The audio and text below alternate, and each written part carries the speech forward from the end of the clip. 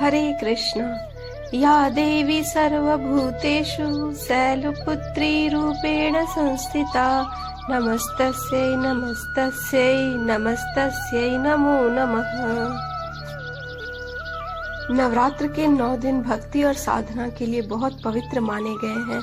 इसके पहले दिन शैलपुत्री की पूजा की जाती है। शैलपुत्री हिमालय की पुत्री है। हिमालय पर्वतों के राजा हैं। वह अडिग है, उन्हें कोई हिला नहीं सकता। जब हम भक्ति का रास्ता चुनते हैं तो हमारे मन में भी भगवान श्री कृष्ण के लिए इसी तरह का अडिग विश्वास होना चाहिए, तभी हम अपने लक्ष्य तक पहुंच सकते हैं। यही कारण है कि नवरात्र के पहले दिन शैलपुत्री माता की पूजा की जाती है, जो और कोई नहीं स्वयं श्री कृष्ण की अर्धांगिनी श्री राधा रानी है। प्रथम शैलपुत्री च द्वितीयं ब्रह्मचारिणी तृतीयं चंद्रघटेति कुष्मांडेति चतुर्थकं पंचम स्कंदमातेति षष्ठं कात्यायनीति च सप्तम कालरात्रीति महागौरीति चाष्टमं नवम सिद्धिदात्री च नवदुर्गाः प्रकीर्तिताः उक्तानेतानि नामानि ब्रह्मणैव महात्मनाम्। नवरात्रि उत्सव के दौरान देवी माता के 9 विभिन्न रूपों का पूजा और सम्मान किया जाता है, जिसे नव दुर्गा के नाम से जाना जाता है।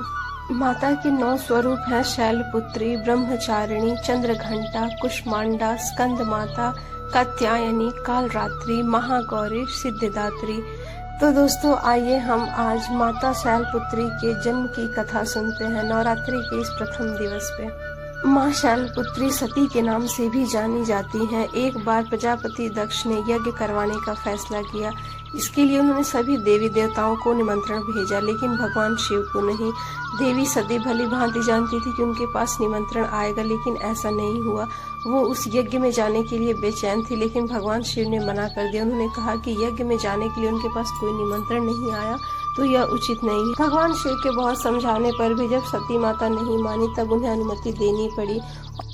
जब माता सती अपने पिता दक्ष के यहाँ पहुंची तो उनका बहुत ही तिरस्कार किया गया। इसके साथ साथ भगवान शिव का भी प्रजापति दक्ष ने बहुत अपमान किया, जिसकी कल्पना स्वयं दक्ष कन्या सती ने नहीं की थी। सती ने उसी यज्ञ की अग्नि में खुद को स्वाहा कर अपने प्राण त्याग दिए। भगवान शिव को जैसे इसके बारे में पता चला, वे दुखी हुए और दुख तथा गुस्से की ज्वाला में शिव जी ने उस यज्ञ को ध्वस्त कर दिया। इस सती ने फिर हिमालय के यहाँ जन्म लिया और वहाँ जन्म लेने की वजह से ही इनका नाम शैलपुत्री पड़ा। माँ शैलपुत्री का वास काशी नगरी में वाराणसी में भी माना जाता है। वहाँ शैलपुत्री का एक बेहद प्राचीन मंदिर है, जिसके बारे में मान्यता है कि यहाँ माँ शैलपुत्री के सिर्फ दर्शन करने से भक्तजनों की मुरादें पूरी हो जाती हैं।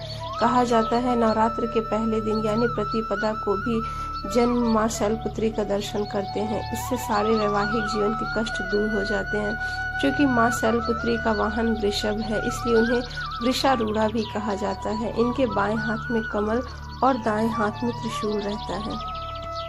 सती के विरह में शंकर जी की दयनीय दशा हुई। वह हर पल सती के ही ध्यान में रहते थे और उधर सती ने भी शरीर त्याग करते समय संकल्प किया था कि वह राजा हिमालय के यहाँ जन्म लेकर शंकर जी की अर्धांगिनी बनेगी। अब जगदम्बा का संकल्प व्यर्थ होने से नहीं रहता। वे उचित समय पर राजा हिमालय की पत्नी मेनका के गर्भ में प्रविष्ट होकर उनकी कोख से प्रकट हुई। पर्वतराज की पुत्री होने के कारण वे पार्वती भी कहलाई। जब पार्वती बड़ी होकर सयानी हुई तो उनके लिए अच्छा वर तलाशने की चिंता हिमालय जी को लगी।